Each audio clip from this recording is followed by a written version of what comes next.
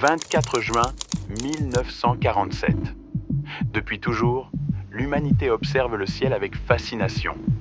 Mais ce jour-là, dans l'État de Washington, un événement va changer à jamais notre regard sur ce qui se trouve au-dessus de nos têtes. Au cours des mois qui suivent, pilotes civils, militaires, contrôleurs aériens et simples citoyens rapportent des observations extraordinaires. Des objets lumineux, des engins aux performances impossibles, des phénomènes défiant les connaissances de l'époque. Entre 1947 et 1948, une série d'affaires va poser les bases de ce que l'on appellera plus tard le phénomène OVNI.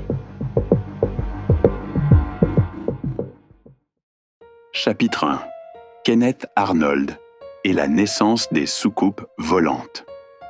Le 24 juin 1947, Kenneth Arnold effectue un vol près du Mont Rainier. Il recherche un avion militaire disparu lorsqu'un reflet attire son attention. Au loin, 9 objets brillants avancent en formation.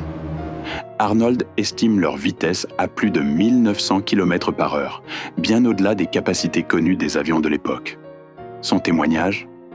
Il volait comme une soucoupe que l'on ferait ricocher sur l'eau. Les journalistes reprennent cette comparaison. Très vite, l'expression « soucoupe volante » fait le tour des États-Unis. Dans les semaines suivantes, des centaines de témoignages affluent. Pour beaucoup, quelque chose d'inconnu semble parcourir les cieux américains. Chapitre 2. La mort de Thomas Mantell. Le 7 janvier 1948, plusieurs habitants du Kentucky signalent un objet immense et brillant. L'armée décide d'intervenir. Le capitaine Thomas Mantell décolle avec 3 autres pilotes pour identifier le phénomène. Rapidement, Mantell poursuit seul l'objet.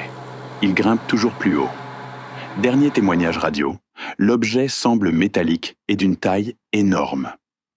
L'altitude augmente dangereusement. Quelques minutes plus tard, la communication s'interrompt. Son avion s'écrase au sol. Mantell meurt à 25 ans. L'armée évoquera plus tard un ballon expérimental de haute altitude. Pour d'autres, l'explication reste insuffisante.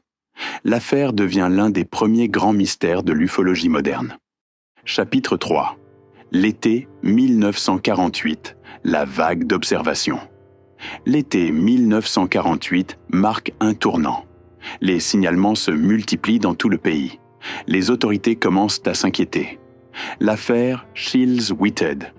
Le 24 juillet 1948.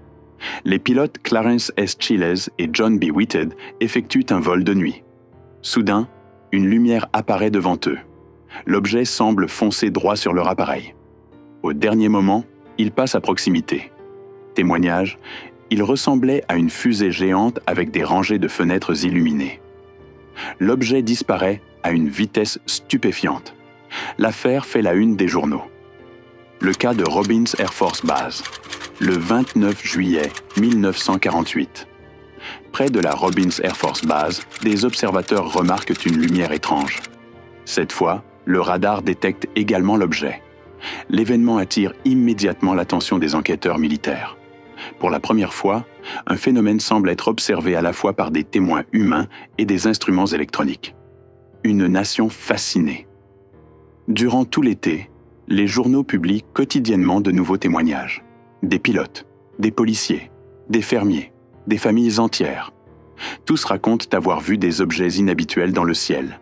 Le phénomène devient un sujet national. Chapitre 4. Le combat aérien de Gorman.